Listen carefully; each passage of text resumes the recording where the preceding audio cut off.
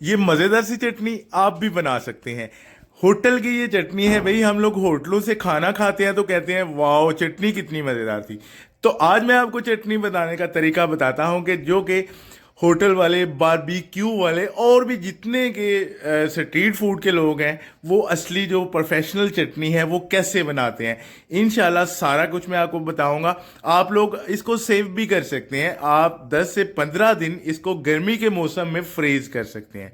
तो बहुत आसान तरीका है, बहुत सिंपल तरीका है। इंशाल्लाह उम्मीद है कि आप लोग इस तरह की चटनी अपने घर में भी बना सकते हैं। कोई इतना ज़्यादा मुश्किल काम नहीं है, कोई ऐसी चीज़ें इसमें नहीं डाली जाती हैं कि जो बाज़ार से महंगी मिले। तो बिना टाइम वेस्ट किए देखते हैं कि मज़ेदार सी चटनी बनाने के लिए हमें कौन कौन सी चीज़ें चाहिए। इंशाल्लाह परफेक्ट क्वांटिटी के साथ मैं आपको बताने वाला हूँ। यहाँ पर हमारे पास है 3 खाने के चम्मच अनारदाना। तो भैया अनारदाना आपने पहले धोना है फिर इस्तेमाल करना है, इसमें डस्ट वगैरह होती है। तो अब हम इसमें पानी डाल के इसको 10 मिनट तक भिगो के रख देंगे, ये थोड़ा सा नरम भी हो जाएगा और साफ भी अच्छी तरह से हो जाएगा। उसके बाद हमारे पास आ जाती है थोड़ी सी अदरक। छोटी सी एक गंडी हम लेंगे अदरक की और इसको बिल्कुल बारीक काट लेंगे। 5 लहसुन की तुरियां हैं, छिला हुआ लहसुन है, और 5 या 6 ले ले या 4 ले ले। उसके बाद 8 हमारे पास देसी हरी मिर्चें हैं। कोशिश करनी है कि जिस तरह की ये लाल हुई मिर्चें हैं, इस तरह की आप आधी मिर्चें इस्तेमाल करें। जितनी भी मिर्चें आप डालें, 8 मिर्चें हैं ये क्वांटिटी, आगे जाके आपको पता चल जाएगा कि कितनी चटनी हम बना रहे हैं। तो कोशिश करनी है कि जो लाल मिर्ची हैं वो भी आपने इसमें डालनी है। ये थोड़ी सी कड़वी ज़्यादा होती हैं, इसलिए ये ज़रूर डालनी है, इनका जायका काफ़ी ज़्यादा होता है। उसके बाद धनिया और पुदीना। तो एक जो गठी है वो धनिए की है और 3 गठियाँ हैं हमारे पास पुदीने की। सेम सेम ही होता है, 3 गठियाँ पुदीने की और एक गठी धनिए की है, तकरीबन आधा किलो धनिया। तो इस तरह ये देखें कि दोनों चीज़ें हम बराबर की क्वांटिटी की लेंगे, बराबर लेनी है।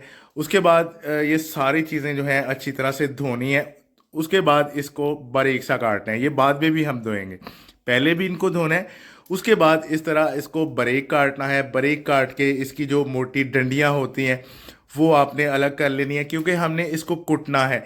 इसको हम ब्लेंडर से इसका पेस्ट वगैरह नहीं बनाएंगे, इसको हम चट्टू वटे में कुटेंगे। ये देखें कि जो मोटी डंडियां हैं वो हमने अलग कर ली हैं।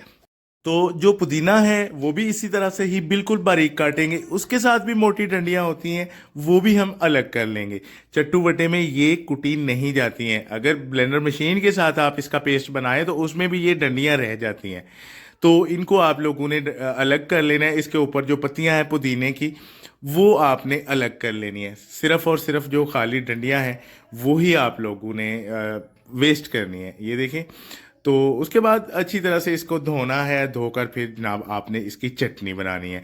तो ये डंडियाँ मैं आपको दिखाता हूँ कि इसी तरह आपने भी साफ़ करनी है, क्योंकि इनके साथ काफ़ी ज़्यादा पुदीने की पत्तियाँ होती हैं। अब हमारा अगला काम ये है कि ये सारी चीज़ें हम मिक्स कर देते हैं और इनको भी अच्छी तरह से धो लेते हैं। तो हमारी यही कोशिश होती है कि हम आपके साथ बिल्कुल सिंपल आसान रेसिपी शेयर करें। तो ये असली रेसिपी है चटनी बनाने की, कि जो हम लोग होटलों से खाते हैं कि भाई इसका रायता बहुत मज़ेदार था, चटनी बहुत मज़ेदार है। तो उसी चटनी की रेसिपी मैं आपके साथ शेयर कर रहा हूँ। आप लोग इसको आसानी के साथ घर में बना सकते हैं। अब इसको हमने अच्छी तरह से धो लिया है। उसके बाद जो हमारे पास अनारदाना है उसको भी अच्छी तरह से धो लिया। 3 चम्मच अनारदाना है, बाकी मटेरियल आपके सामने ही है जितना भी हम डाल रहे हैं। तो 2 से 3 मरतबा इसका भी पानी चेंज करना है। इसमें अनारदाना साथ में ही डाल देना है। उसके बाद हमने इसमें डालना है जनाब ज़ीरा। ठीक है, ज़ीरा डालेंगे। उसके बाद इसमें थोड़ी सी काली मिर्च डालेंगे। आधा जो खाने का चम्मच है वो इसमें डालना है ज़ीरा। तो उसके बाद आधा खाने का चम्मच या 1 खाने का चम्मच आपने साबुत मिर्च डालनी है। यहाँ पर हमारे पास लक्कड़ का चट्टू पड़ा हुआ है, तो आप लोग दौरा जो होता है पत्थर का उसमें भी इसको आसानी के साथ कुट सकते हैं। तो आधा चम्मच खाने का इसमें हमने साबुत काली मिर्च डाल दी है। अब जनाब करना क्या है कि लक्कड़ के चट्टू में इसको डालते हैं और इसको कुटते हैं। तो कुछ लोग इसको ब्लेंडर जग में भी बनाते हैं, और भी मशीनें काफ़ी ज़्यादा हैं वो मशीनें इस्तेमाल करती हैं। तो भाई जो असली तरीका है वो है चट्टू वटा या पत्थर की दौरी का। जायका अगर चटनी का आपने बनाना है तो इसको कुटें, पत्थर की दौरी में या चट्टू वटे में आप कुट कर फिर इसको बनाएं। तो इसमें कुछ लोग ऐसा करते हैं कि टमाटर और प्याज भी डालते हैं।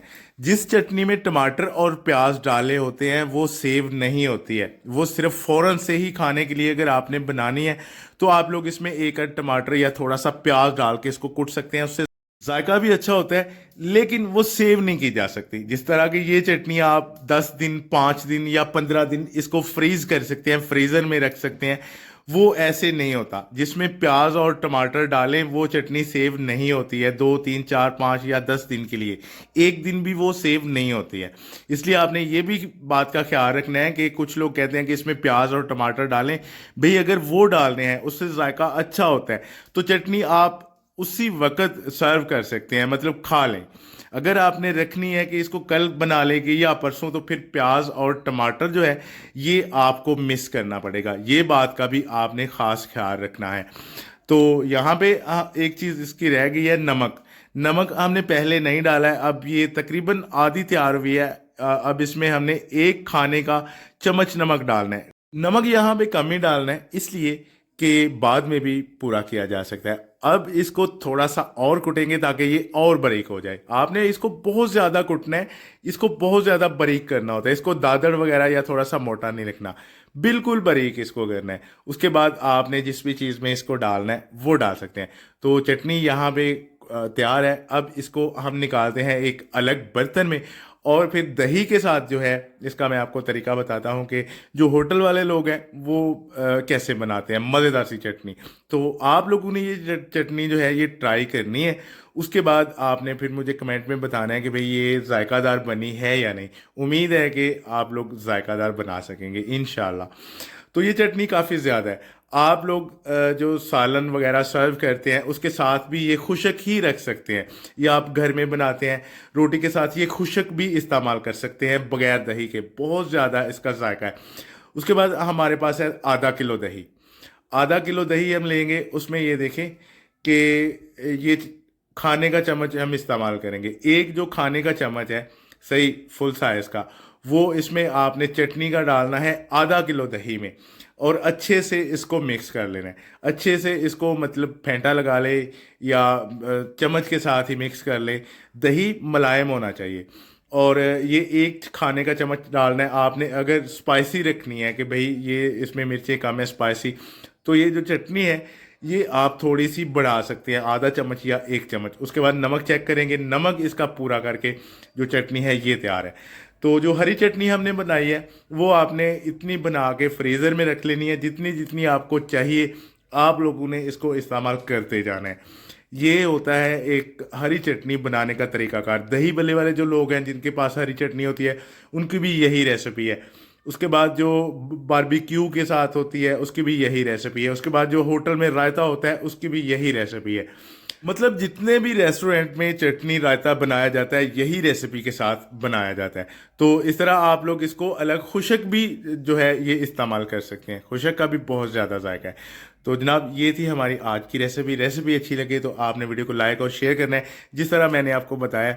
इंशाल्लाह उम्मीद है कि आप लोग ज़रूर बना सकेंगे, कोई भी इतना ज़्यादा मुश्किल और महंगा काम नहीं है।